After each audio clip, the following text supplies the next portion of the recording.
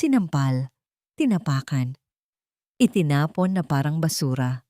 Sa mismong anibersaryo ng kasal, nasaksihan ni Clara ang pagtataksil ng kanyang asawa. Ngunit sa halip na luha, apoy ang sumiklab sa kanyang mga mata. Hawak ang katotohanang yayanig sa mundo ni Gabriel, isang bagong reyna ang isisilang mula sa abo ng kasinungalingan. Paano niya babawiin ang lahat ng inagaw sa kanya? At higit pa, kailan mo ba hihiwalayan niyang asawa mong amoy kusina? She's dragging you down, Gab. Ang mga salitang iyon, matalas at walang pakundangan, ay tila mga bubog na humiwa sa hangin. Sa labas ng bahagyang nakaawang na pinto ng opisina, nanatiling nakatayo si Clara. Ang kanyang mga daliri ay nanigas sa pagkakahawak sa isang lunchbox na inihanda niya ng may buong pagmamahal. Sa loob niyon ay ang paboritong adobo, sagata ni Gabriel. Niluto niya ng 3 oras. Pinasarap ng bawat patak ng kanyang pag-ibig para sa kanilang ika-7 anibersaryo. Ang init na nagmumula sa lalagyan ay kabaligtaran ng panlalamig na gumapang sa kanyang buong katawan. Ang kaninang masayang pag-asam na sorpresahin ng asawa ay biglang naging isang bangungot na ayaw niyang harapin. Parang huminto ang pag-ikot ng mundo. Ang ingay ng abalang syudad mula sa bintana ay naglaho. Ang tanging naririnig na lamang niya ay ang kabog ng sarili niyang dibdib, isang ritmong puno ng takot at pagtataksil. Naramdaman niya ang unti-unting pagkawala ng lakas sa kanyang mga kamay. Ang lunchbox na kanina'y simbolo ng kanyang pag-aalaga ay bumitiw sa kanyang pagkakahawak. Ang pagbagsak nito sa makintab na sahig ay lumikha ng isang kalansing na tila bumasag sa katahimikan ng buong palapag. Ang takip ay bumukas at kumalat ang pagkain na pinaghirapan niya. Ang sarsa ng gata ay gumuhit sa malamig na tiles na parang mga luhang hindi niya mailabas. Sa loob ng opisina, natigil ang halakhakan. Dahan-dahang bumukas ang pinto. Unang lumabas si Vanessa, ang anak ng business partner ni Gabriel, na may ngiting mapang-asar sa mga labi. At sa likod nito, ang kanyang asawa. Si Gabriel, ang lalaking pinangakuan niya ng habambuhay. Walang pagsisisi sa mga mata nito. Walang paghingi ng tawad. Tanging pagkainis at kahihiyan. Clara, anong ginagawa mo dito? Malamig na tanong ni Gabriel. Ang boses ay may bahid ng galit, na para bang si Clara pa ang may kasalanan. Hindi makapagsalita si Clara, ang kanyang lalamunan ay tila pinipiga. Ang kanyang mga mata ay napako sa nagkalat na pagkain sa sahig, sa pira-pirasong karne na naliligo sa puting sarsa. Iyon ang itsura ng puso niya sa mga sandaling iyon, wasak at tinapakan. Naglakad si Gabriel palapit sa kanya, hindi para aluin siya, kundi para hilahin siya palayo sa pinto. Umuwi ka na. Huwag kang gumawa ng eksena dito.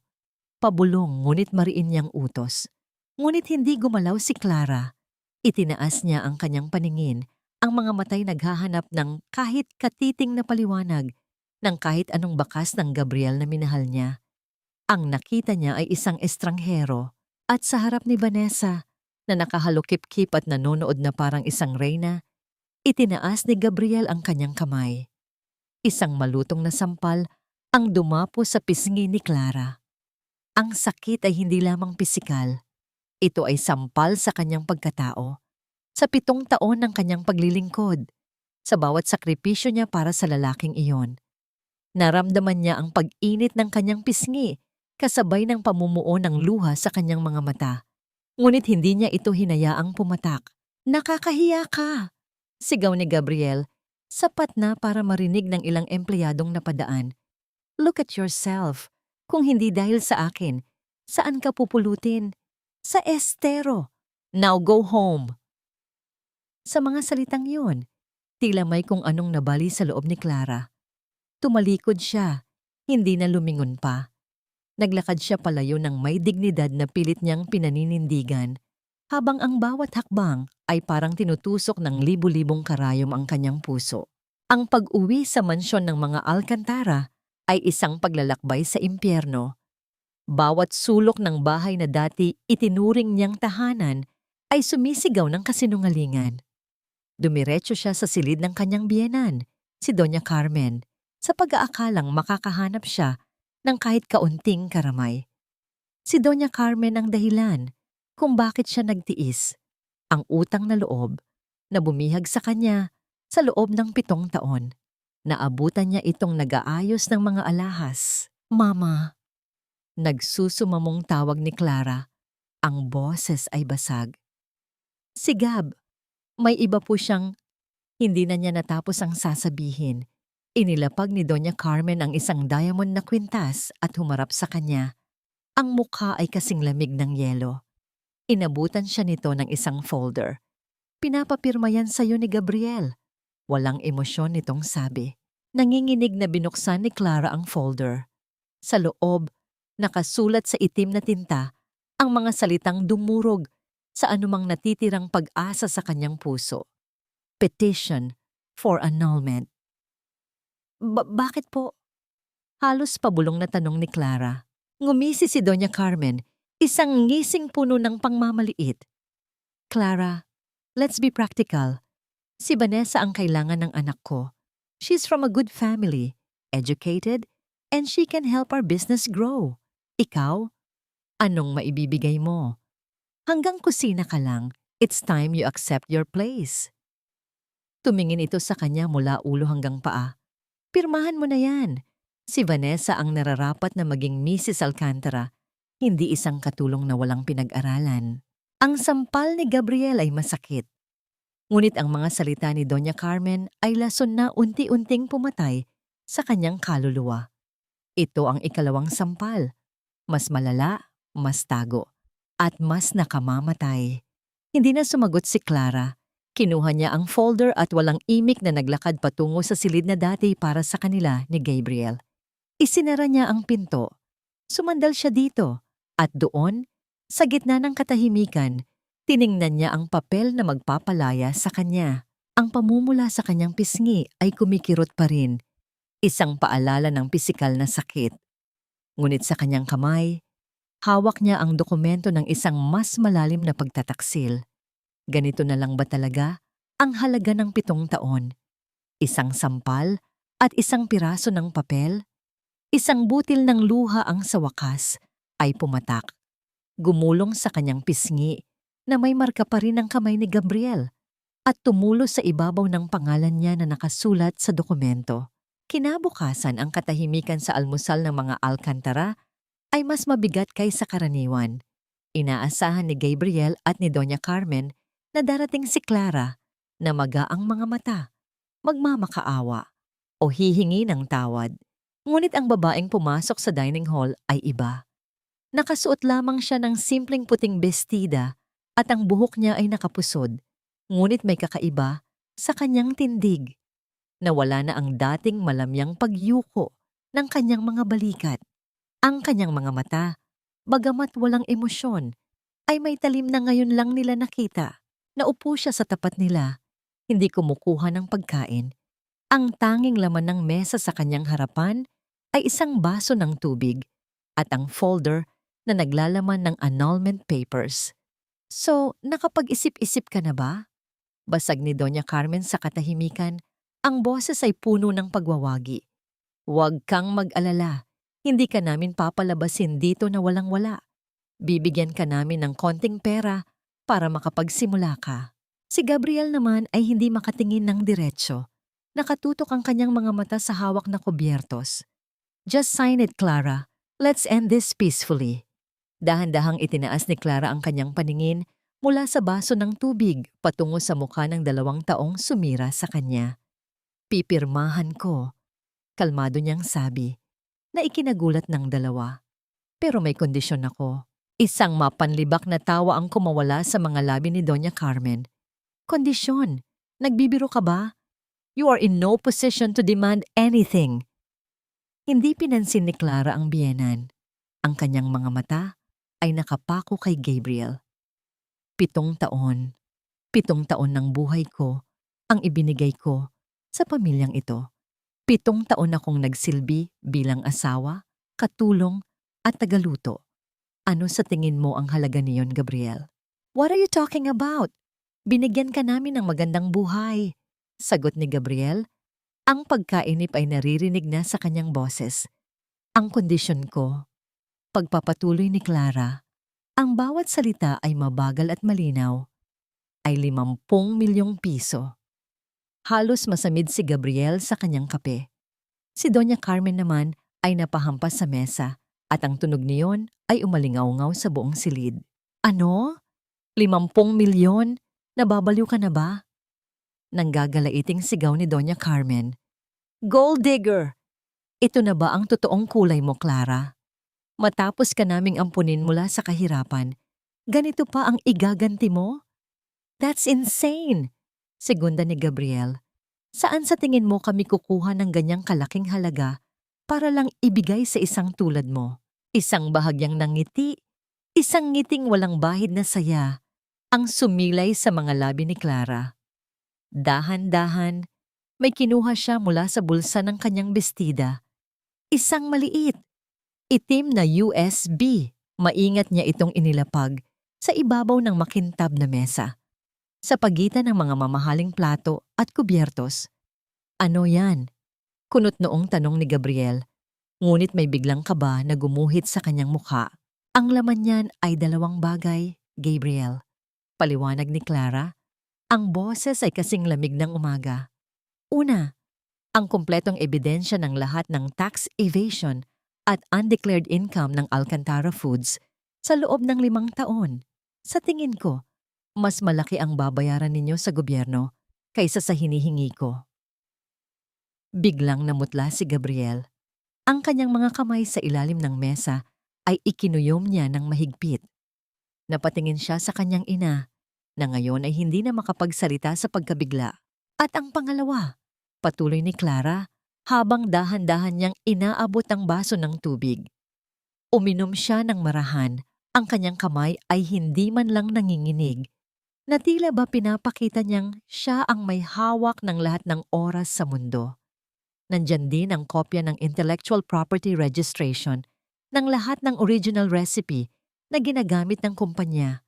Ang signature adobo, ang kaldereta, ang kare-kare sauce. Lahat ng sikretong nagpayaman sa inyo, lahat nakarehistro sa ilalim ng pangalan ko, Clara de la Cruz.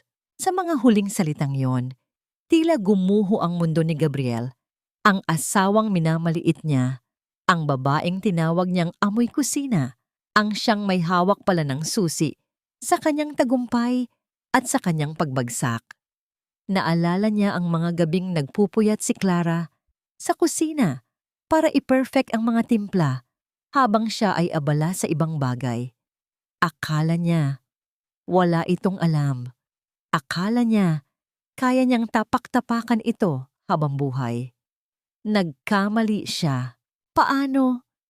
Tanging salitang lumabas sa bibig ni Gabriel, ang boses ay paos. Hindi na mahalaga kung paano, sagot ni Clara habang inilalapit ang annulment papers at ang ballpen sa kanyang harapan. Ang tanong ay ito, ibibigay mo ba ang halaga ng 7 taon ko?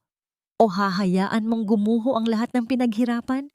O dapat kong sabihin, pinaghirapan ko? Isang nakabibinging katahimikan ang bumalot sa kanila. Ang tanging maririnig ay ang mabibigat na paghinga ni Gabriel. Ang kanyang kayabangan ay biglang naglaho, napalitan ng takot at pagkasuklam, hindi kay Clara, kundi sa sarili niya. Hayop ka! Sa wakas ay sigaw ni Gabriel. Sabay tayo at padabog na sinipa ang silya. Fine, ibibigay ko sa'yo. Ibibigay ko ang gusto mo. Pero pagkatapos nito, ayoko nang makita pa ang pagmumukha mo kahit kailan. Hindi natinag si Clara sa kanyang pagsigaw. Tiningnan niya ito ng diretso sa mga mata, isang tingin na puno ng awa at paglaya. Pagkatapos ay ibinaba niya ang kanyang paningin sa papel. Dahan-dahan niyang inalis ang takip ng ballpen. Ang dulo ng panulat ay dahan-dahang gumuhit sa puting papel. Tila isang talim na pumuputol sa huling hibla ng ugnayang nagbigkis kay Clara sa loob ng 7 taon. Ang bawat kurba ng kanyang lagda ay naging marka ng kanyang kalayaan, ngunit bawat tuldok ay may kasamang bigat na tila isang batong nakadagan sa kanyang dibdib. Matapos ang huling pirma, inilapag niya ang panulat. Ang tunog ng pagtama nito sa mesa ay tila isang hudyat, ang hudyat ng katapusan. Hindi na niya hinintay pa ang sasabihin ni Gabriel.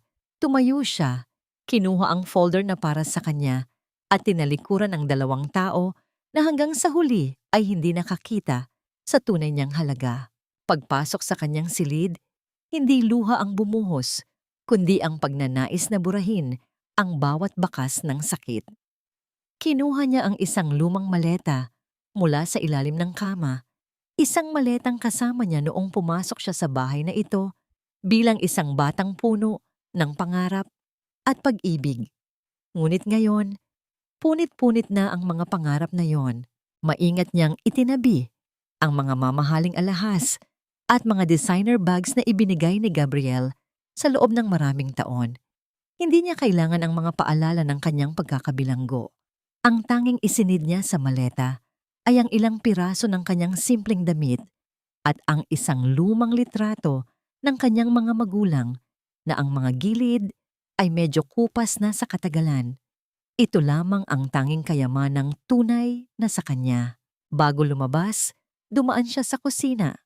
Ito ang kanyang santuwaryo, ang lugar kung saan ang kanyang mga puyat at pagod ay nagbunga ng tagumpay para sa iba. Hinaplos niya ang malamig na tiles ng counter, ang stove na naging saksi sa kanyang mga pag-eksperimento, at ang mga sandok na naging katuwang niya sa bawat pagsubok. Isang mapait na ngiti ang sumungaw sa kanyang mga labi.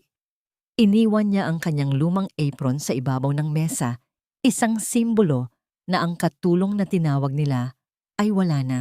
Habang naglalakad siya sa mahabang pasilyo patungo sa pintuan, narinig niya ang mga bulungan ng mga katulong sa paligid. Ayan na pala ang mga agaw ng pera, rinig niyang sabi ng isa, na sapat na para marinig niya. Oo nga, 50 milyon daw ang hiningi para lang pumirma. Grabe, akala mo kung sinong santa, pero pera-pera lang pala ang gusto. Sagot naman ng isa pa. Hindi lumingon si Clara, hindi niya ipinaliwanag ang katotohanan. Alam niyang sa mata ng mundo, siya ang kontrabida. Ang tsismis ay mabilis kumalat at ang katotohanan ay madalas malibing sa ilalim ng mga maling akala. Itinaas niya ang kanyang noo, pinigilan ang panginginig ng kanyang mga tuhod at nagpatuloy sa paglakad. Ang bawat hakbang niya palayo sa mansyon ay tila pagtatanggal ng isang mabigat na kadena sa kanyang mga paa. Nang sumara ang malaking gate ng mga alkantara sa likuran niya, naramdaman niya ang malamig na hangin ng Manila. Sumakay siya sa isang taxi patungo sa terminal ng bus. Ang kanyang destinasyon? Isang maliit na bayan sa tabing dagat na malayo sa ingay at dumi ng syudad. Isang lugar kung saan walang nakakakilala sa kanya bilang Mrs. Alcantara. Sa loob ng bus, habang nagsisimulang gumalaw ang sasakyan, naramdaman ni Clara ang dahan-dahang panginginig ng makina sa ilalim ng kanyang mga paa. Ang mga ilaw ng Manila ay unti-unting lumalabo sa kanyang paningin. Doon, sa gitna ng kadiliman at sa himig ng mga pasaherong nahihimbing, hindi na niya napigilan ang kanyang sarili. Ang mga luhang kanina pa niya kinikimkim ay dahan-dahang pumatak, sunod-sunod, hanggang sa maging isang tahimik na hagulgol. Hindi ito luha ng panghihinayang. Ito ay luha ng pagluluksa para sa 7 taon na itinapon niya sa maling tao.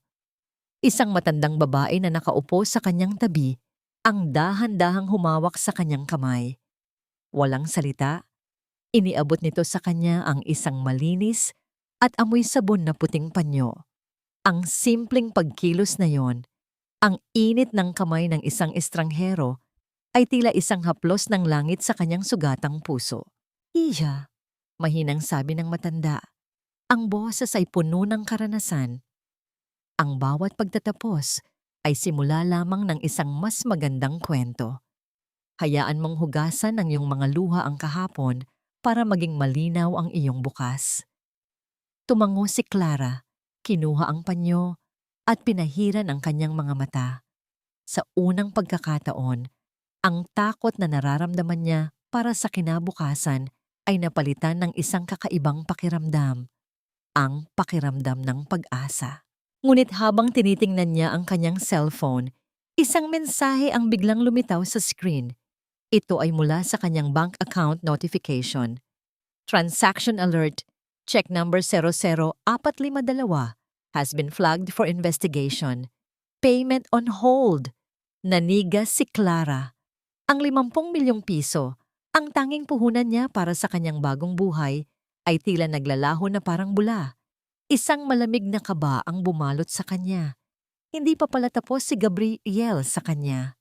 Ang liwanag ng bukang liwayway ay dahan-dahang sumisilip sa abot-tanaw ng San Sebastian, isang maliit na bayan sa tabing dagat, kung saan ang amoy ng alat at sariwang isda ay humahalimuyak sa hangin. Para kay Clara, ang bawat paghampas ng alon sa pampang ay tila isang paalala na malayo na siya sa mausok at mapanghusgang mundo ng Manila. Ngunit ang kapayapaang hinahanap niya ay agad na nabahira ng pangamba nang muli niyang tiningnan ang kanyang cellphone. Ang notification mula sa bangko ay tila isang mantsa na ayaw mabura. Ang 50 milyong piso, ang kabayaran sa kanyang 7 taon ng paghihirap, ay hindi niya mahawakan. Nararamdaman niya ang panlalamig ng kanyang mga daliri habang nakatayo siya sa harap ng isang kakarampot na ATM sa kanto ng palengke. Sa bawat pagpindot niya sa keyboard, ang tanging lumalabas sa screen ay ang salitang account frozen. Alam niya, sa kaloob-looban niya, na hindi hahayaan ni Gabriel na makaalis siya ng may dignidad. Gusto siyang makitang gumagapang pabalik. Gusto siyang makitang talunan. Isang matinding pagkahilo ang biglang dumapo kay Clara. Ang paligid ay tila umiikot at ang ingay ng mga tricycle at tawanan ng mga tindera ay nagmistulang isang malabong ugong sa kanyang pandinig. Ang kanyang puso ay nagsimulang tumibok ng mabilis, tila isang ibong nagpupumiglas sa loob ng isang masikip na hawla. Ito ang multo ng kanyang kahapon, ang trauma ng bawat sigaw at bawat sampal na tinanggap niya, na ngayon ay nagbabalik bilang isang matinding panic attack. Napahawak siya sa pader, pilit na kumukuha ng hangin. Hinga, Clara, hinga. Bulong niya sa sarili habang ang kanyang paningin ay unti-unting lumalabo. Upang iligaw ang kanyang isipan sa takot, naglakad siya patungo sa palengke. Sa kabila ng kakaunting perang natitira sa kanyang pitwal, nagpasya siyang magluto. Nais niyang lasapin ang lasa ng kalayaan sa pamamagitan ng pagkaing siya mismo ang pumili. Habang namimili ng mga sangkap para sa sinigang, ang kanyang mga kamay ay nanginginig pa rin. Dinampot niya ang isang plastik ng sampalok. Ngunit dahil sa panghihina, bumitaw ito at nagkalat ang mga bunga sa semento. Yumuko si Clara upang pulutin ang mga yon. Ngunit ang kanyang mga tuhod ay tila hindi na makayanan ang bigat ng kanyang nararamdaman. Sa gitna ng kanyang pagkahiya at pagod, isang malaking kamay ang dahan-dahang lumapit at pinulot ang isang piraso ng sampalok. Mas masarap po ang sinigang kapag sariwa ang pampaasim, pero mukhang kailangan nyo rin ng tulong sa mga dala nyo. Isang baritono at mahinahong boses ang bumasag sa katahimikan ng kanyang isipan.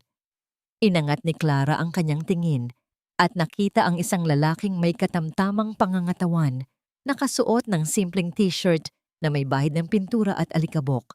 Ngunit ang kanyang mga mata ay may taglay na kakaibang kinang ng kabutihan. Ito si Mateo. Hindi siya ang uri ng lalaki na lilingunin mo sa gitna ng karamihan dahil sa karangyaan, kundi dahil sa pakiramdam ng kaligtasan na dala ng kanyang presensya. Kaya ko na po, pilit na sabi ni Clara, bagamat ang kanyang boses ay nanginginig. Hindi nakinig si Mateo. Sa halip kinuha nito ang 2 mabigat na supot na hawak ni Clara. Mabigat ito para sa isang taong hindi pa nag-aalmusal. Saan ba ang tuloy mo, ma'am? Ihahatid ko na kayo sa sakayan. Sa unang pagkakataon sa loob ng maraming taon, naramdaman ni Clara na hindi siya tinatrato bilang isang kagamitan o isang katulong. Mateo walked beside her, keeping a respectful distance, his steps matching hers. Walang mabulaklak na salita, walang mapanuring tingin. Nang makarating sila sa tapat ng inuupahang maliit na apartment ni Clara, dahan-dahang ibinaba ni Mateo ang mga supot. "Salamat!" Tanging naisambit ni Clara. Ngumiti si Mateo. Isang ngingiting tila nagdala ng sikat ng araw sa madilim na sulok ng puso ni Clara. "Ako nga pala si Mateo. Nakatira lang ako sa kabilang kanto, doon sa may ginagawang gusali. Kung kailangan nyo ng tulong sa pag-aayos ng mga gripo o kahit anong sira sa bahay, huwag kayong mahihiyang magtanong." Tumango si Clara at pumasok sa loob. Nang maisara niya ang pinto, sumandal siya rito at napahinga ng malalim. Ang amoy ng sampalok at sariwang gulay ay pumuno sa maliit na silid. Nagsimula siyang magluto at sa bawat hiwa ng sibuyas at kamatis, tila unti-unting nahuhugasan ang pait ng kanyang nakaraan. Ang sinigang na niluto niya ay hindi para kay Gabriel, hindi para kay Doña Carmen, kundi para sa kanyang sarili. Ngunit habang hinihigop niya ang mainit at maasim na sabaw, biglang tumunog ang kanyang cellphone. Isang hindi kilalang numero. Sinagot niya ito at ang boses sa kabilang linya ay sapat na upang magpalamig muli sa kanyang mga kalamnan. "Akala mo ba talaga, Clara, nahahayaan kitang mabuhay ng marangya gamit ang pera ko? Bumalik ka dito at magmakaawa. Baka sakaling bawiin ko ang pag-block sa account mo." Yun ang boses ni Gabriel, puno ng panunuya at kapangyarihan. Sa labas, ang langit na kanina ay maliwanag, ay biglang nagdilim. Tila nagbababadya ng isang malakas na unos. "Hindi mo na ako pag-aari, Gabriel. Kahit isang sentimo, hindi ko hihilingin sa iyo ang awa na kailanman ay hindi mo ibinigay." Ang boses ni Clara ay hindi nanginginig. Sa kabila ng panlalamig ng kanyang buong katawan, nahanap niya ang isang natatagong lakas sa kaloob-looban ng kanyang pagkatao. Hindi niya hinintay ang sagot ng dating asawa. Pinindot niya ang end call at sa isang mabilis na pagkilos, binura niya ang numero nito sa kanyang listahan. Ang cellphone na hawak niya ay tila naging isang pirasong bakal na walang silbi. Isang koneksyon sa nakaraang nais na niyang ibaon sa limot. Ngunit ang katapangan ay may kaakibat na mapait na katotohanan. Pagtingin niya sa kanyang pitwal, iilang libong piso na lamang ang natitira. Ang 50 milyong piso ay naging isang pangarap na unti-unting tinatangay ng hangin. Lumingon siya sa paligid ng kanyang maliit na apartment. Ang kisame ay may mga bakas ng lumang mantsa ng tubig at ang hangin ay nagsisimulang umihip ng malakas, nagpaparamdam ng darating na bagyo. Ang ulan ay nagsimulang humampas sa bintana, tila mga libu-libong daliring kumakatok sa kanyang pagkatao. Kasabay ng paglakas ng bagyo, napansin ni Clara ang isang mabilis na pagtulo ng tubig mula sa bubong, direkta sa ibabaw ng kanyang kalan. "Hindi ngayon. Mangyaring wag ngayon," bulong niya habang mabilis na kumukuha ng timba upang saluhin ang tubig. Ang bawat patak na tumatama sa plastik ay lumilikha ng isang ritmong tila nangungutya sa kanyang kasalukuyang kalagayan. Isang mahinang katok sa pinto ang bumasag sa kanyang pag-iisa. Sa kabila ng ingay ng hangin at ulan, narinig niya ang isang pamilyar na boses. "Ma'am Clara, si Mateo po ito. Napansin ko pong malakas ang tago sa bubong ninyo mula sa labas." Nang buksan ni Clara ang pinto, tumambad sa kanya si Mateo na basang-basa ng ulan. May hawak na toolbox at isang piraso ng trapal. Walang pag-aalinlangan, pumasok ang lalaki at agad na tiningnan ang sira sa kisame. Hindi ito nagtanong tungkol sa kanyang pamumula ng mga mata o sa kanyang halatang pagkalito. "Sandali lang po ito, ma'am. Sanay ako sa ganitong mga sira," wika ni Mateo habang maingat na umaakyat sa isang lumang silya upang tignan ng tagas. Habang nagtatrabaho si Mateo, dumanas si Clara ng isang kakaibang pakiramdam. Sa loob ng 7 taon, ang bawat sira sa kanilang mansyon ay inaayos ng mga bayarang tauhan na hindi man lang niya nakakausap. Ngunit narito ang isang estranghero, kusang loob na tumutulong sa kanya sa gitna ng gabi at bagyo. Bakit mo ito ginagawa? Tanong ni Clara habang pinagmamasdan ang mga kamay ni Mateo na puno ng kalyo. Mga kamay na nagpapakita ng tunay na paggawa. Tumigil si Mateo at tumingin sa kanya. Ang kanyang mga mata ay puno ng pag-unawa. Sa bayang ito, Ma'am Clara, hindi namin hinahayaang malunod ang isa't isa sa ulan. At saka, sayang naman ang niluluto ninyong sinigang kung mahahaluan ng tubig ulan. Isang bahagyang tawa ang kumawala sa mga labi ni Clara. Ang unang tunay na tawa sa loob ng mahabang panahon. Clara na lang po. Huwag na, ma'am. Nang maayos ni Mateo ang tagas, inanyayahan siya ni Clara na kumain. Doon, sa maliit na lamesang gawa sa kahoy, habang ang bagyo ay nagngangalit sa labas, ang dalawa ay nagbahagi ng isang simpleng pagkain. Napansin ni Mateo ang mga kamay ni Clara. May mga maliliit na pilat mula sa pagkakapaso at hiwa ng kutsilyo. Ang mga kamay na yan, pansin ni Mateo ng may paggalang, ay mga kamay ng isang taong may sining. Ang lasa ng luto ninyo, hindi ito basta pagkain lang. May kwento ito. Hindi nakasagot si Clara, ngunit naramdaman niya ang isang mainit na bugso ng damdamin sa kanyang dibdib. Iyon ang golden moment, ang sandali na naramdaman niyang ang kanyang talento, ang kanyang pagiging amoy kusina, ay hindi isang sumpa, kundi isang kayamanang hindi mananakaw ni Gabriel. Ngunit ang katahimikan ng gabi ay muling nabulabog nang makita ni Clara ang isang balita sa kanyang cellphone na naiwan sa mesa. Isang post mula sa social media page ng Alcantara Foods. Introducing our newest line, Vanessa's Signature Sauces, the secret traditional recipes you've always loved, now refined by the elegance of Vanessa Valderrama. Ang mga recipe ni Clara, ang kanyang pinaghirapan, ninakaw at ginagamit na ngayon ng babaeng sumira sa kanyang pamilya. Ang kanyang 50 milyong piso ay kinuha na, at ngayon, pati ang kanyang dangal at sining ay nais nilang angkinin. Lumingon si Clara kay Mateo. Ang kanyang mga mata ay nagniningas na sa galit at determinasyon. Mateo, kailangan ko ng pwesto. Isang lugar kung saan pwedeng magluto ang isang taong walang pera pero may pusong gustong lumaban. Maaari nilang nakawin ang pangalan, ngunit kailanman ay hindi nila mananakaw ang kaluluwa ng aking mga putahe. Ang mga salitang ito ay binitiwan ni Clara habang nakatingin sa malabong refleksyon ng kanyang sarili sa bintanang basang-basa pa rin ng ulan. Ang kanyang mga mata, na dati puno ng pagsunod at takot, ngayon ay naglalabiyab sa galit na may kasamang determinasyon.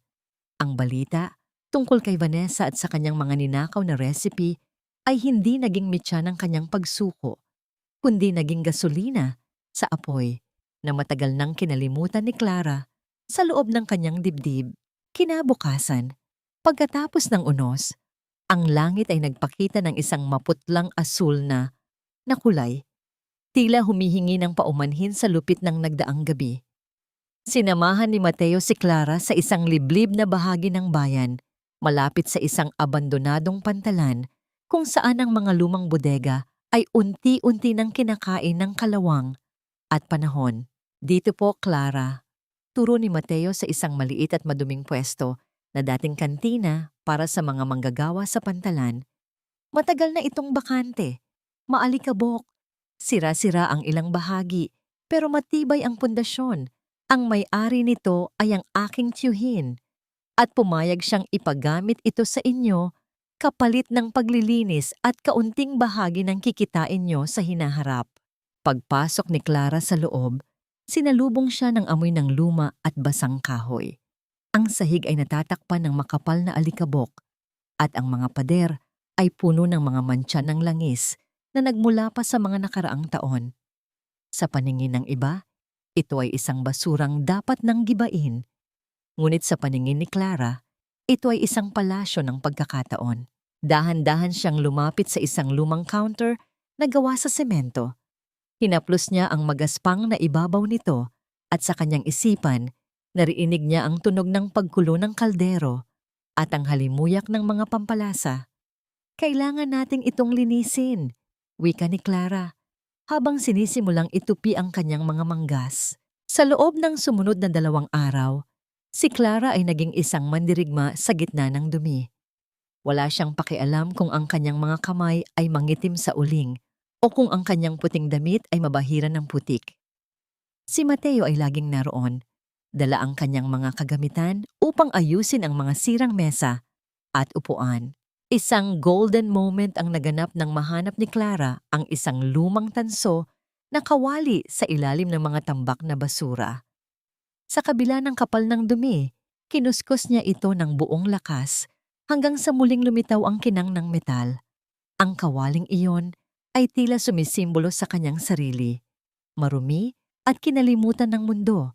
Ngunit sa ilalim ng lahat ng iyon, naroon pa rin ang tunay na ginto. Clara, magpahinga ka muna, paalala ni Mateo habang inaabutan siya ng isang baso ng malamig na tubig. 3 oras mo na kinukuskos ang dingding na yan. Ngumiti si Clara. Ang kanyang mukha ay may bahid ng uling, pero ang kanyang mga mata ay nagniningning. Mateo, sa bawat mantsa na naaalis ko, nararamdaman kong nababawasan ng dumi na iniwan ni Gabriel sa buhay ko. Hindi lang ito paglilinis ng pwesto, paglilinis din ito ng aking pagkatao. Nang matapos ang paglilinis, ang dating madilim at nakakatakot na kantina ay naging isang maliit, ngunit maaliwalas na kainan. Pinangalanan niya itong lasa ng paglaya. Gamit ang kanyang huling natitirang pera, bumili siya ng mga simpleng sangkap, karne, tuyo, suka, at ang mga pampalasang matagal na niyang naging kaibigan. Sa unang araw ng pagbubukas, ang bango ng kanyang adobo ay humalo sa hangin ng pantalan.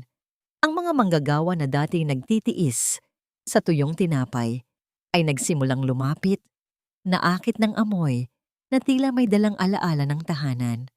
Ang bawat subo ng mga tao ay sinasabayan ng mga bulungan ng paghanga.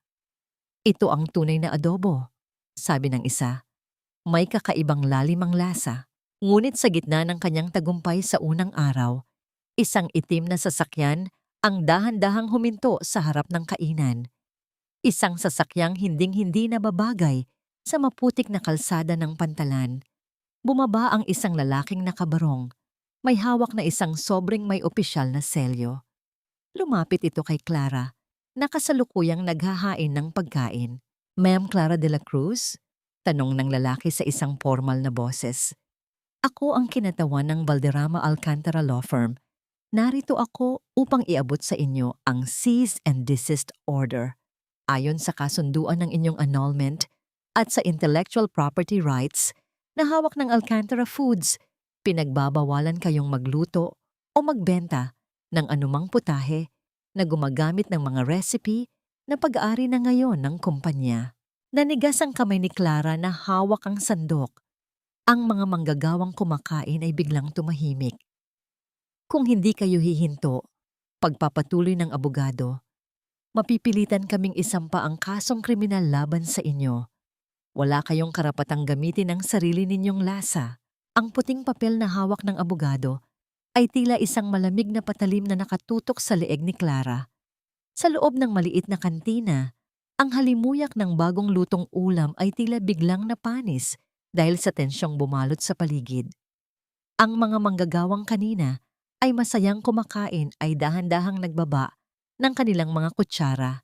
Ang kanilang mga mukha ay puno ng pag-aalala at pagkalito. Wala kayong karapatang gamitin ang sarili ninyong lasa. Ang mga salitang iyon ay paulit-ulit na umalingaw-ngaw sa isipan ni Clara. Isang mapait na katotohanan ang humampas sa kanya. Ang batas ay hindi palaging panig sa kung ano ang tama, kundi sa kung sino ang may mas malakas na pirma sa mga dokumento. Makaalis na nga kayo, sigaw ng isang manggagawa. Sabay tayo at turo sa abogado. Masarap ang luto ni Ma'am Clara. Wala kayong pakialam dito. Ngunit itinaas ni Clara ang kanyang kamay upang patigilin ang gulo. Tumingin siya sa abogado. Ang kanyang mga mata ay nananatiling matatag sa kabila ng panlalambot ng kanyang mga tuhod. Sabihin mo kay Gabriel at sa mga Valderrama, simula niya, ang boses ay mahinahon ngunit may talim, na ang papel ay pwedeng sunugin, ang mga salita ay pwedeng burahin, pero ang dila ng mga tao ay hindi nila kailanman matatali. Nang umalis ang abogado, naiwan si Clara na nakatitig sa kawalan. Ang tagumpay ng kanyang unang araw ay biglang napalitan ng isang malaking katanungan. Paano siya lalaban kung ang sarili niyang mga likha ay naging armas laban sa kanya? Lumapit si Mateo sa kanya. Ang kanyang anino ay nagbigay ng proteksyon mula sa mainit na sikat ng araw. Clara, huwag kang susuko. May iba pang paraan. Paano, Mateo? Tanong ni Clara. Ang kanyang boses ay puno ng pagod. Lahat ng itinuro sa akin ng aking lola, lahat ng binuo ko sa loob ng 7 taon, nakarehistro na sa pangalan nila. Bawat timpla ng toyo at suka, bawat sukat ng pampalasa, bawal ko nang gamitin. Dahan-dahang hinawakan ni Mateo ang mga kamay ni Clara. Sa golden moment na ito, tiningnan ni Mateo ang bawat pilat at bawat kalyo sa mga daliri ng babae. Ang recipe ay isang mapa lamang, Clara, pero ang nagmamaneho, ang nagbibigay ng buhay sa biyahe, ay ikaw. Maari nilang kunin ang mapa, pero ang galing ng iyong mga kamay at ang tindi ng iyong pakiramdam ay hindi nila mananakaw. Hindi mo kailangang sundin ang lumang recipe para makalikha ng masarap na pagkain. Lumikha ka ng bago, isang lasa na hindi nila kayang hulaan dahil nagmumula ito sa isang malayang Clara. Ang mga salita ni Mateo ay tila isang malamig na tubig na nagpalamig sa nag-aapoy na galit ni Clara. Isang liwanag ang sumilay sa kanyang isipan. Tama si Mateo. Bakit niya kailangang kumapit sa nakaraan kung ang hinaharap ay malawak at puno ng posibilidad? Nang gabing iyon, hindi natulog si Clara. Sa ilalim ng liwanag ng isang maliit na bombilya, nagsimula siyang mag-eksperimento. Kinuha niya ang mga lokal na sangkap ng San Sebastian, ang mga sariwang piga ng niyog, ang mga kakaibang pampalasa mula sa bundok, at ang mga sariwang huli mula sa dagat. Hindi na siya gumamit ng sukat. Nakinig siya sa tunog ng paggisa, inamoy ang bawat usok na lumalabas sa kawali, at tinikman ang bawat patak ng sarsa gamit ang kanyang puso. Binago niya ang konsepto. Kung ang Alcantara Foods ay kilala sa tradisyonal, ang kanyang lasa ng paglaya ay magiging simbolo ng modernong pagbangon. Gumawa siya ng isang putahe na pinagsama ang pait ng kanyang nakaraan at ang tamis ng kanyang pag-asa. Isang bagong klase ng adobo na may gata at sili, na may kakaibang sipa na hinding-hindi matatagpuan sa anumang dilatang produkto ni Gabriel. Kinabukasan, binuksan niya muli ang kantina. Ngunit may isang malaking karatula na nakasabit sa harap. Ang lasang hindi mananakaw. Tikman ang bagong simula. Ang mga tao ay muling dumagsa, lalo na nang kumalat ang balita tungkol sa pagtatangka ng malaking kumpanya na ipasara siya. Ang Injustice Engine ay gumana. Ang mga tao ay kumampi sa inaapi. Ngunit sa kalagitnaan ng hapon, habang abala si Clara sa paghahain, isang pamilyar na amoy ng mamahaling pabango ang pumasok sa loob ng kantina. Isang tunog ng mga takong na humahampas sa maduming sahig ang narinig. Tumigil ang lahat. Sa pintuan, nakatayo si Vanessa, nakasuot ng isang eleganteng pulang damit. Ang kanyang mga mata ay naglalakbay sa paligid ng may matinding pagkadiri. So, ito na pala ang bagong lungga ng dating Mrs. Alcantara? Panunuya ni Vanessa habang tinatakpan ng panyo ang kanyang ilong. Amoy isda at amoy pawis, bagay na bagay sa'yo, Clara. Lumingon si Clara. Ang kanyang hawak na sandok ay tila isang espada. Hindi na siya ang Clara na pwedeng saktan ng isang sampal. Vanessa, malayo ang nilakbay mo mula sa Manila para lang tikman ang tagumpay ko. Gusto mo bang bigyan kita ng isang plato? Libre na, dahil alam kong darating ang araw na magugutom ka rin. Hindi ko akalaing bababa ang isang diyosa mula sa langit ng Makati para lang bisitahin ang isang hamak na kantina sa San Sebastian. Ang boses ni Clara ay walang bahid ng kaba. Nanatili siyang nakatayo sa likod ng kanyang counter, ang kanyang mga kamay na may bahid ng harina at uling ay nakapatong sa magaspang na kahoy.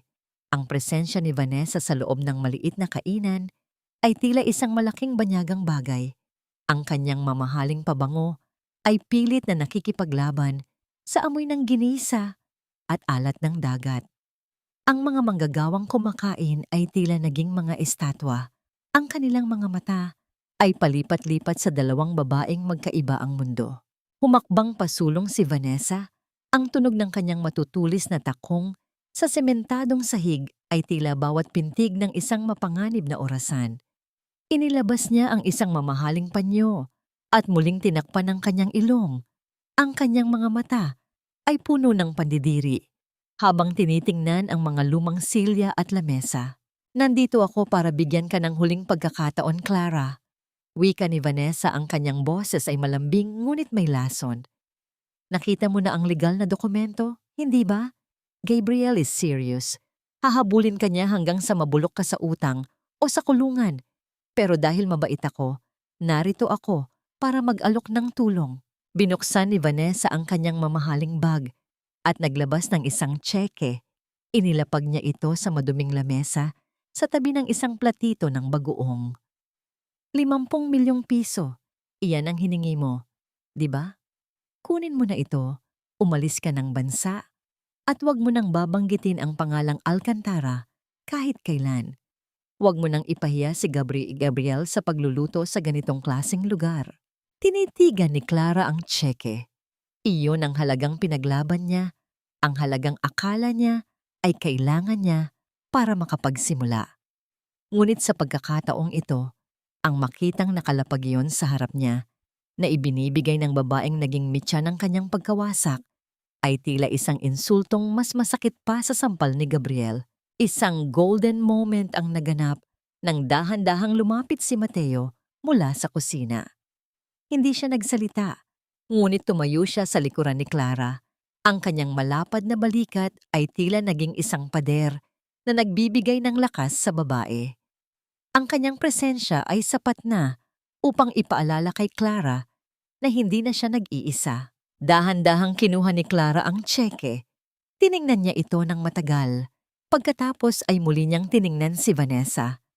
Sa isang mabagal at tiyak na pagkilos, kumuha si Clara ng isang plato ng kanyang bagong likhang adobo, sagata at sili. Inilapag niya ito sa tapat ng tseke. Tikman mo ito, Vanessa. Hamon ni Clara. Ang kanyang boses ay puno ng kapangyarihan. What? I don't eat garbage. Pagtataray ni Vanessa. Tikman mo. Pag-uulit ni Clara. Dahil ito ang lasa na hinding-hindi niyo makukuha ni Gabriel. Maaari ninyong bilhin ang aking nakaraan. Maaari ninyong nakawin ang aking mga lumang recipe. Pero ang kakayahan kong bumangon mula sa putik at lumikha ng bago, walang presyo ang makakabili niyan. Sa harap ng maraming saksi, kinuha ni Clara ang tseke at dahan-dahang pinunit ito sa dalawa. Pagkatapos ay sa apat. Hanggang sa maging maliliit na piraso ng papel na bumagsak sa sahig na parang mga tuyong dahon. Ang 50 milyon niyo ay basura na sa paningin ko, wika ni Clara. Dahil natutunan ko na dito sa San Sebastian na ang tunay na halaga ng isang tao ay hindi nasusukat sa laman ng kanyang bangko, kundi sa tibay ng kanyang paninindigan. Ang mukha ni Vanessa ay namula sa galit. Ang kanyang eleganteng maskara ay unti-unting natunaw. Inilalabas ang isang babaeng puno ng insecurity at inggit. Pagsisisihan mo ito, Clara. Sisiguraduhin kong hindi lang ang kantinang ito ang mawawala sa'yo, kundi pati na rin ang kalayaang ipinagmamalaki mo. Padabog na lumabas si Vanessa. Ang tunog ng kanyang mabilis na paglakad ay tila isang deklarasyon ng digmaan. Nang mawala ang sasakyan nito, ang buong kantina ay biglang naghiyawan. Ang mga manggagawa ay nagpalakpakan, tila nasaksihan ang pagkapanalo ng kanilang paboritong bida sa isang pelikula. Ngunit sa gitna ng selebrasyon, naramdaman ni Clara ang dahan-dahang panginginig ng kanyang mga kamay. Lumingon siya kay Mateo. na ang mga mata ay puno ng paghanga at pag-aalala. Salamat, Mateo, pabulong na sabi ni Clara. Wala iyon, Clara. Pero alam mong hindi pa ito tapos. Sagot ni Mateo habang dahan-dahang pinupulot ang mga piraso ng tseke sa sahig. Nang gabing iyon, habang nagliligpit sila ng mga kagamitan, isang kakaibang liwanag ang napansin ni Mateo mula sa labas. Isang itim na usok ang dahan-dahang pumasok sa loob ng kantina na may kasamang amoy ng gasolina. Ang amoy ng gasolina ay tila isang malupit na babala na humalo sa malamig na simoy ng gabi.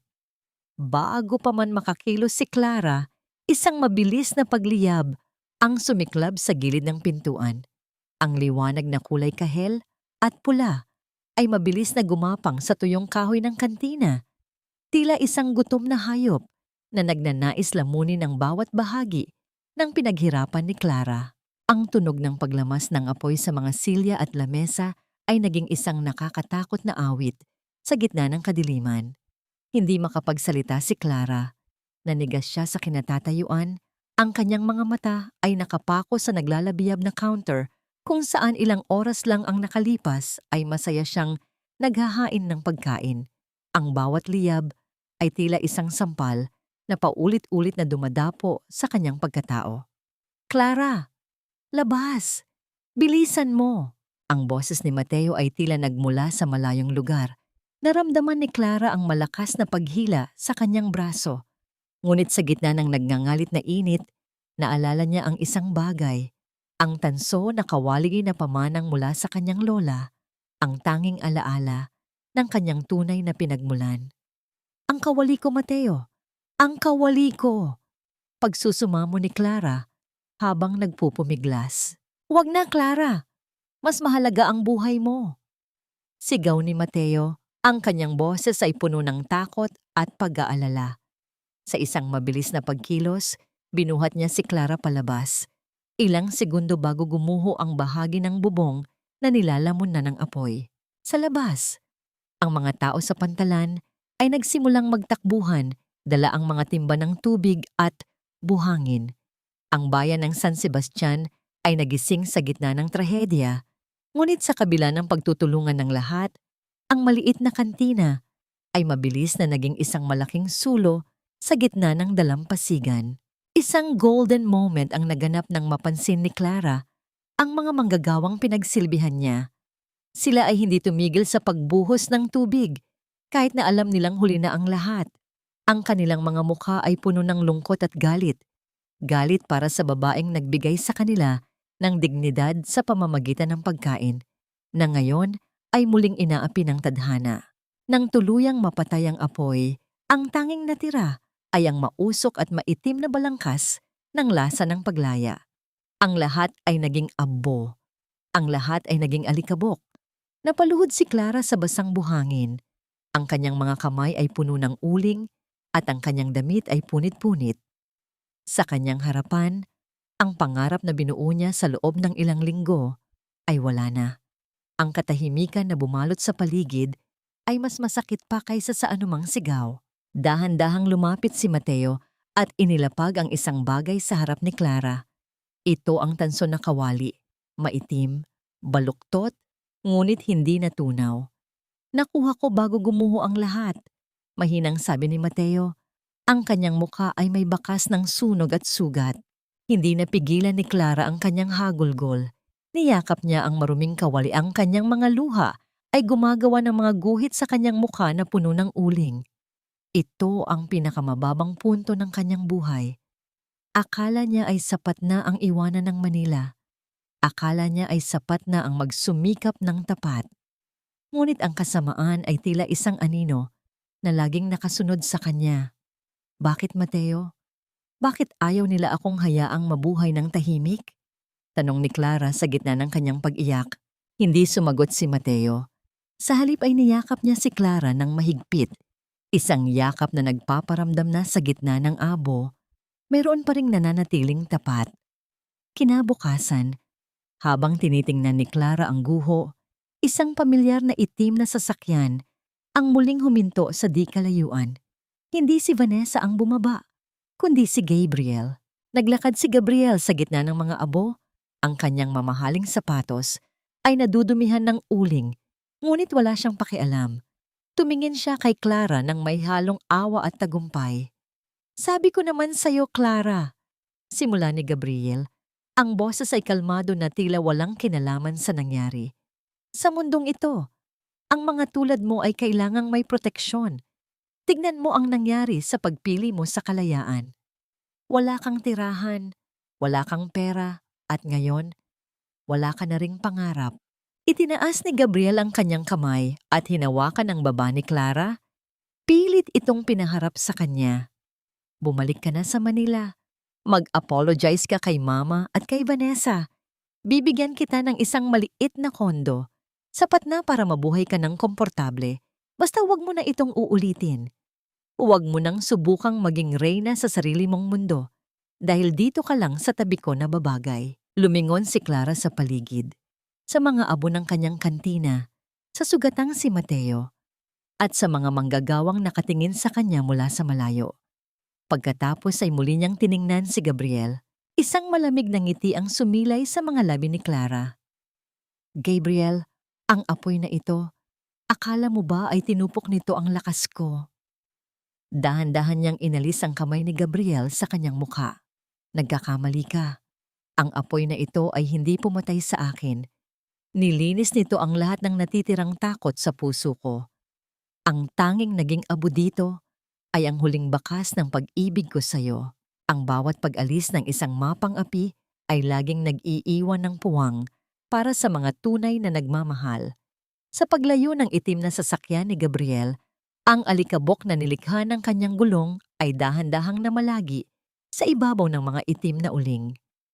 Nanatiling nakatayo si Clara. Ang kanyang likod ay tuwid na tila isang kawayang tumatayo pagkatapos ng bagyo.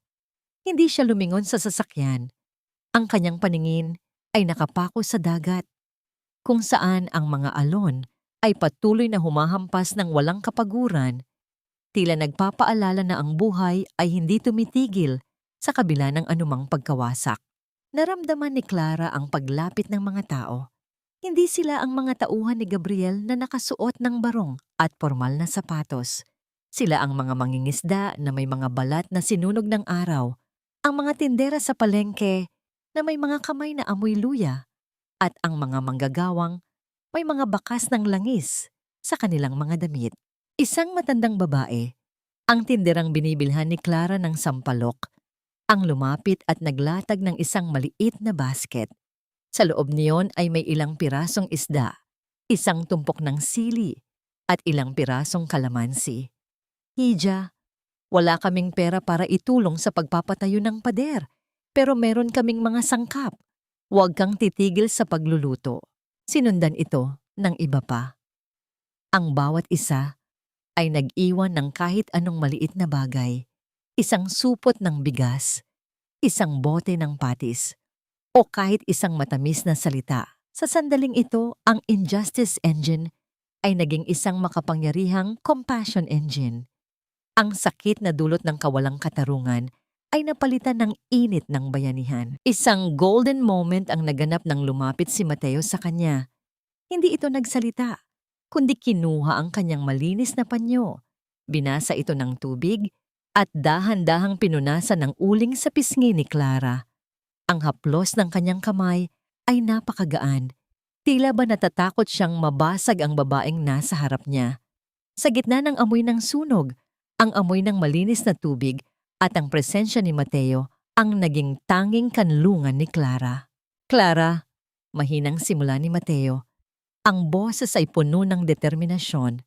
"Ang aking tiyuhin ay may isang lumang kariton. Malaki ito, matibay, at may bubong. Kung hindi tayo pwedeng magtayo ng gusali, bakit hindi natin dalhin ang pagkain sa mga tao? Ang lasa ng paglaya ay hindi kailangang manatili sa iisang pwesto. Gawin nating gumagalaw na kusina." Isang liwanag ang sumilay sa mga mata ni Clara. Isang mobile kitchen. Kung wala silang permanenteng pwesto, hindi sila basta-basta mapapasara o mapapaalis.